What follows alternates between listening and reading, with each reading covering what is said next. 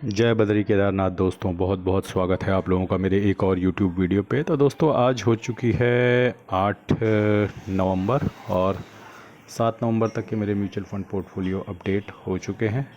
तो दोनों ही पोर्टफोलियो और अपने शेयर्स ETF का पोर्टफोलियो आपको वीडियो में आगे दिखाऊंगा, लेकिन सबसे पहले बात करेंगे हम FIDI के डेटा पे। तो इसे देख कर भ्रमित मत हुइएगा, क्योंकि कल जो है हमारे FI ने लगभग 4500 करोड़ की बाइंग करी है और लगभग 6600 करोड़ की बाइंग जो है DI ने करी है। तो ये जो बाइंग हुई है, ये मुझे थोड़ा बहुत खबर पता लगी है कि ये कोई ब्लॉक डील हुई है, शायद एयरटेल वगैरह की हुई है, but I am not 100% sure, लेकिन कोई ब्लॉक डील हुई है। तो it's not a clear cut sign of a buying. तो उस ब्लॉक डील की वजह से बाइंग दिख रही है, अदरवाइज सेलिंग ही है। तो लगातार सेलिंग चल रही है FI की और वो चलती रहेगी, क्योंकि अभी उनका फोकस बिल्कुल भी इंडियन मार्केट में नहीं है। सारा फोकस AI ड्रिवन मार्केट्स में है। AI ही माँ है, AI ही बाप है, AI Brahma, AI Vishnu, AI Mahesh. तो इस वक्त ये फंडा चल रहा है। तो आंख बंद करके ग्लोबल इन्वेस्टर कहीं और पैसा नहीं डाल रहे हैं, उनको सिर्फ AI ही दिख रहा है और AI में ही पैसा डाल रहे हैं।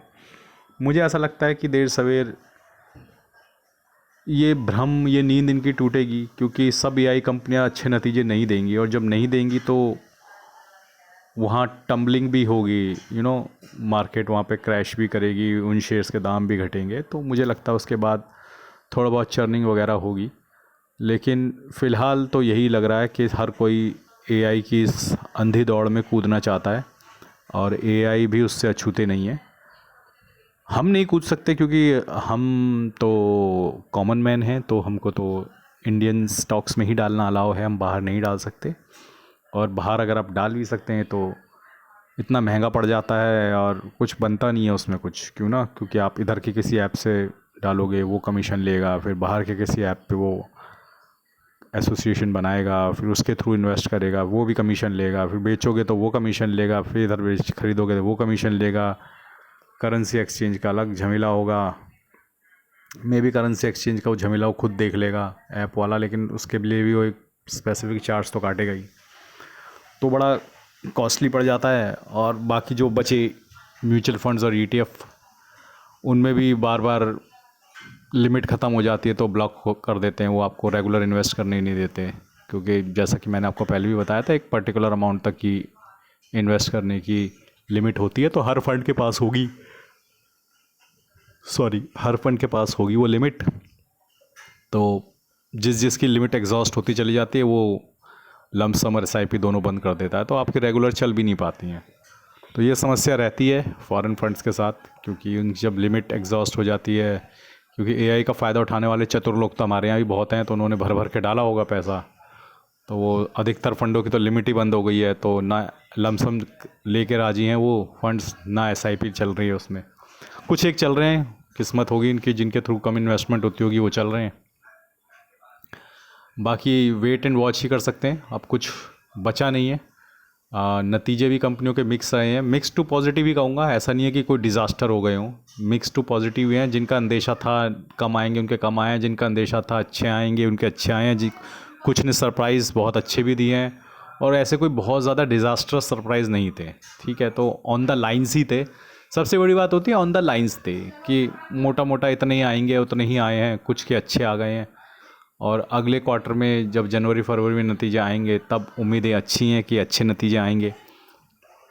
बाकी अब आप इस वक्त आपको सर झुका के चुपचाप SIP चलाते रहनी है, ज़्यादा दिमाग नहीं लगाना है, क्योंकि ज़्यादा दिमाग लगाने वाले आमतौर पे म्यूचुअल फंड में पैसा नहीं बना पाते। म्यूचुअल फंड में पैसा बनाने का सबसे अच्छा तरीका है बी अ बुद्धू। जिसे कुछ नहीं आता, कुछ नहीं पता, वो रोज़ सुबह उठता है, अपना काम पे जाता है, वीकली मंथली जितनी भी जब भी उसकी SIP होती है खुद कट जाती है। बुद्धू को पता ही नहीं चलता कितनी कट गई, बुद्धू को समझ ही नहीं आता कितनी अगले महीने कटेगी, बुद्धू को ये समझ नहीं आता कितनी पिछले महीने कट गई, बुद्धू को ये समझ में नहीं आ रहा कि CAGR क्या होता है, बुद्धू को ये समझ में नहीं आ रहा XRR क्या होता है, लेकिन बुद्धू फिर भी पैसा बना गया। और जो ज़्यादा चतुर लोग थे, CAGR क्या होता है, XRR क्या होता है, इसकी डेफिनेशन क्या होती है, उसकी डेफिनेशन क्या होती है, पिछले हफ्ते कितने रिटर्न थे, इस हफ्ते कितने रिटर्न है, पिछले हफ्ते कितनी एसआईपी कटी थी, अगले हफ्ते कितनी एसआईपी कटेगी, पिछले साल मेरे फंड ने कितने रिटर्न दिए थे, उससे 3 साल पहले मेरे फंड ने कितने रिटर्न दिए, उससे 5 साल पहले मेरे फंड ने कितने रिटर्न दिए थे, अगले 5 साल में क्या प्रोजेक्शन है, अगले 10 साल में क्या प्रोजेक्शन है, उसका कुछ नहीं बन रहा। वो इधर से उधर कूदे जा रहा है। बुद्धू आराम से बैठा है, बुद्धू को कुछ नहीं पता, बुद्धू के पैसे बन गए 10 साल पे। तो बुद्धू ठीक है, बुद्धू बनो, क्यों ज़्यादा दिमाग लगा रहे हो? दिमाग लगाने के लिए आपने फंड मैनेजर को हायर कर रखा है ना, उसको एक्सपेंस रेशियो दे रहे हो ना। जब आपने लड़का रखा हुआ है काम के लिए, या लड़की जो भी होगी, फंड मैनेजर तो मेल फीमेल कोई भी हो सकता है, तो आपने लड़का या लड़की रखे हुए हैं काम के लिए जो फंड मैनेज कर रहे हैं, तो फिर आप काहे स्ट्रेस ले रहे हो भाई? ये तो वही बात होगी, तुमने घर में नौकर भी रख लिया, झाड़ू पोछे करने के उसको पैसे भी दे रहे हो, और स्ट्रेस लेके बैठे हो कि हाई ये झाड़ू कैसे लगेगा, हाई ये पोछा कैसे लगेगा, अरे ज़मीन पे पानी गिर गया, ये साफ़ कैसे होगा? तो रख रखा है ना अपने काम वाला या काम वाली, वो करेगा ना। आपका फंड मैनेजर कौन है? आपका काम वाला या काम वाली तो है, करेंगे वो। तुम काहे को स्ट्रेस लेके बैठे हो? मार्केट गिरेगी, बचाएंगे वो पोर्टफोलियो को, मार्केट उठेगी, बढ़ाएंगे वो पोर्टफोलियो को। तुमको काहे का स्ट्रेस है भाई? तुम चुपचाप अपनी एसआईपी चलाओ ना। जो रखा हुआ है अपने लड़का, वो करेगा काम। फंड मैनेजर नाम है उसका, यही काम है उसका, सुबह से लेकर शाम तक यही करता है वो। सैटरडे रात को बैठ के रिसर्च भी करता है, संडे को लेट नाइट बैठ के रिसर्च करता है वो, कौन से फंड में इन्वेस्ट करना है, कौन से में नहीं करना। वो कर रहा है अपना काम, तुम काहे को स्ट्रेस ले रहे हो? तो पार्टी करो, तुम इंजॉय करो, तुमने रखा हुआ है लड़का काम पे, बदले में वो 0.7-0.8% जो एक्सपेंस रेशियो लेता है साल का, वो लेगा अपनी फीस। बाकी अब चलते हैं अपने शेयर्स और ईटीएफ के पोर्टफोलियो में। तो ओवरऑल स्थिति अब यहाँ पे ये है दोस्तों के, अब जो है DIVOP-20 ETF अभी भी 2% के मुनाफे में है, सेंसेक्स ETF अभी भी 2% के मुनाफे में है, निफ्टी क्वालिटी ETF 1.16% के मुनाफे में है। तो DIVOP-20 और सेंसेक्स ETF यही 2 ETF होंगे जब भी मार्केट में रिवर्सल होगा ट्रेंड का, जो अपने 5% के टारगेट के लिए बढ़ेंगे। बाकी निफ्टी क्वालिटी ETF अभी भी 100% के प्रॉफिट में है, टॉप 10 ऐड ETF आधा %, ITBs अभी भी आधा % प्रॉफिट में है। हालांकि ITBs में मैंने अब लगभग 10,000 रुपये डाल दिए हैं। अब धीरे धीरे काफ़ी इन्वेस्टमेंट बढ़ती जा रही है इनमें, क्योंकि रिलायंस का शेयर बिक गया था तो मेरे पास थोड़ा पैसा आ गया, तो मैंने सब ETFs में थोड़ा थोड़ा बांट दिया है। फार्मा बीज भी अभी आधे % प्रॉफिट में, LPL30 ETF no profit no loss समझ लो, शरिया बीज भी नो प्रॉफिट नो लॉस है, FMCG ETF भी नो प्रॉफिट नो लॉस है। लो वॉल्टाइल ETF में आधे % का नुकसान हो गया, HDFC कॉल ETF में 1% का, और मोतीलाल ओसवाल हेल्थ ETF में 1% का नुकसान हो गया।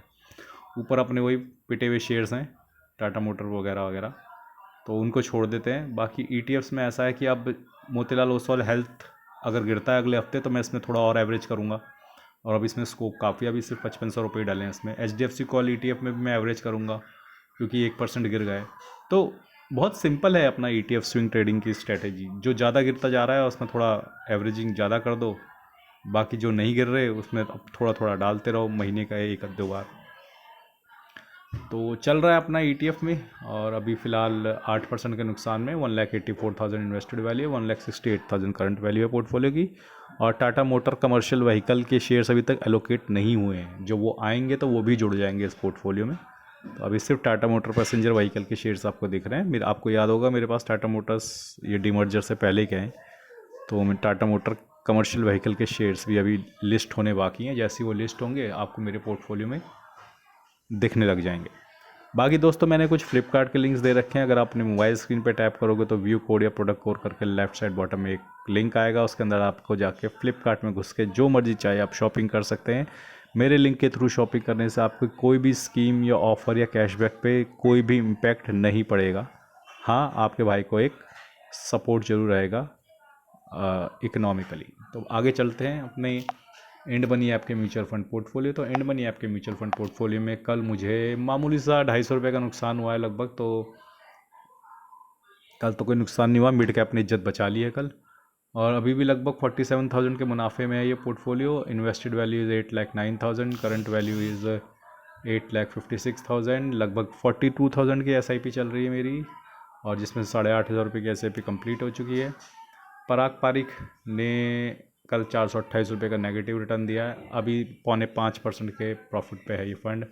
निपॉन लार्ज कैप ने लगभग 3 रुपये का रिटर्न दिया है कल, लगभग 6.25% के मुनाफे में है। ICICI लार्ज कैप ने 140 रुपये का लॉस दिया है कल, लगभग 6.25% के मुनाफे में। कोटक मिड कैप ने 100 रुपये का रिटर्न दिया है कल, ये लगभग 8.25% के मुनाफे में। एडलवेस स्मॉल कैप ने 57 रुपीज़ का लॉस दिया है कल, लगभग 6% के मुनाफे में। HDFC मिड कैप ने 46 रुपीज़ का गेन दिया, लगभग 9.5% के मुनाफे में। एडलवेज मिड कैप ने 119 रुपये का गेन दिया है, लगभग 8.5% के मुनाफे में। इन्वेस्को इंडिया मिड कैप ने 146 रुपये का गेन दिया है, लगभग 11% के मुनाफे में। Nippon India growth mid cap ने लगभग 116 रुपये का रिटर्न दिया है, लगभग 8.25% के मुनाफे में। Invesco India large and mid ने 110 रुपये का गेन दिया, लगभग 9.25% के मुनाफे में। Bank of India small cap ने 93 रुपीज़ का गेन दिया, लगभग 6% के मुनाफे में। तो बैंक ऑफ इंडिया ने कल पॉजिटिव रिटर्न कैसे निकाल दिया, जबकि स्मॉल कैप की तो पिटाई हो रही थी। चलिए ठीक है, इसके फंड चल गए होंगे।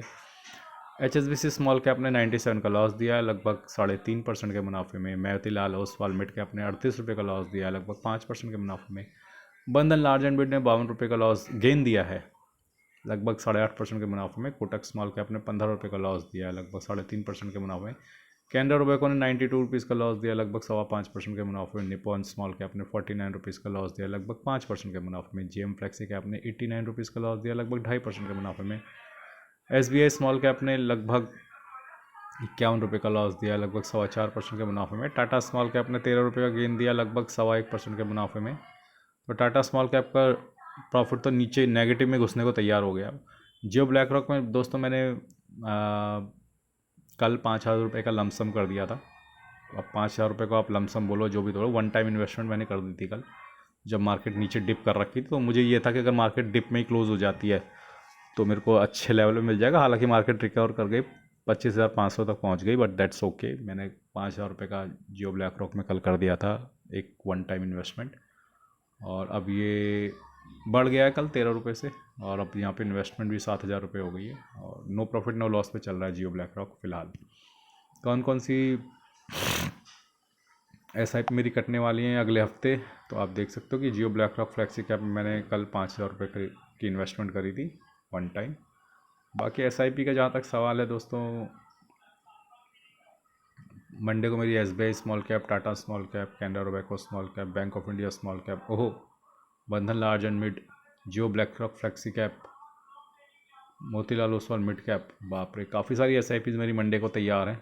धनधनाती भी बहुत सारी SIPs कटने वाली हैं मंडे को, तो तैयार रही है। बाकी चलते हैं अपने वीडियो के अंतिम पड़ाव, जो है हमारे ग्रो ऐप का म्यूचुअल फंड पोर्टफोलियो। तो ग्रो ऐप के म्यूचुअल फंड पोर्टफोलियो में कल मुनाफा हो गया, सरप्राइज़ हो गया। 3,500 का प्रॉफिट हुआ है कल। इतनी उठापटक के बीच लग नहीं रहा था कि प्रॉफिट होगा, लेकिन मिड कैप ने कल इज्जत बचा ली है। तो मिड कैप की सवारी चढ़ते हुए हम प्रॉफिट में निकल आए कल। डिफेंस ने सबसे अच्छे रिटर्न दिए हैं कल, उसके बाद Aditya Birla Sun Life PSU, Invesco India mid cap, Invesco India PSU, Edelweiss mid cap, Nippon India growth, bank of India small cap, Kotak mid cap, Quant small cap, Bandhan small cap, Quant infrastructure, Bandhan large and mid, HDFC mid cap. भाई सब positive में ही close हुए हैं क्या? कुछ थोड़े से fund हैं लार्ज कैप वाले जो, और कुछ स्मॉल कैप जो नेगेटिव में क्लोज हुए हैं, बाकी सब प्रॉफिट में क्लोज हो गए हैं। तो दोस्तों अब समय आ गया कि मुझे अपना कुछ जो फंड्स हैं, स्पेशली जो सेक्टोरल और थीमेटिक हैं, उनमें से कुछ फंड्स को मैं निकालने की तैयारी कर रहा हूँ। अभी डिफेंस में तो नहीं, डिफेंस तो मैं जंग लगेगी उसके बाद निकालूंगा। जैसे Aditya Birla Sun Life PSU निकाल सकता हूँ, लेकिन अभी इसमें प्रॉफिट बहुत कम है। अब 1 साल इन्वेस्ट किया तो कुछ प्रॉफिट बने, बात यहाँ पे आती है। ये लगभग 5.5% पे इन्वेस्को इंडिया PSU, इसको मैं जल्दी ही निकालने वाला हूँ। और इसमें ठीक ठाक पैसा भी पड़ा हुआ है, 88,000 रुपया है इसमें। तो इसको निकाल के यहाँ पे थोड़ा बहुत इन्वेस्ट किया जाएगा इसी पोर्टफोलियो में। ये मेरी वाइफ का पोर्टफोलियो है, तो यहीं से निकलेगा ये। तो अब ये अगले 1-2 महीने में मैं इस पर ध्यान देने वाला हूँ।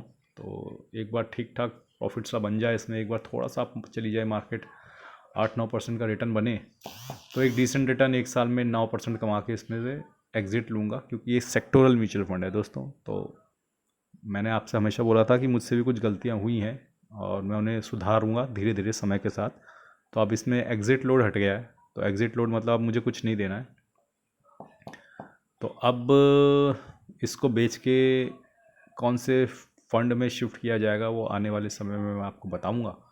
तो होपफुली होगा तो किसी फ्लैक्सी कैप में डाल देंगे, या इस पोर्टफोलियो में जियो ब्लैक रॉक फ्लैक्सी कैप नहीं है तो उसको इंट्रोडक्शन करवाया जा सकता है यहाँ पे, और यहाँ से एग्ज़िट लेकर कुछ बांटा जा सकता है मिड कैप, स्मॉल कैप और फ्लैक्सी कैप के बीच।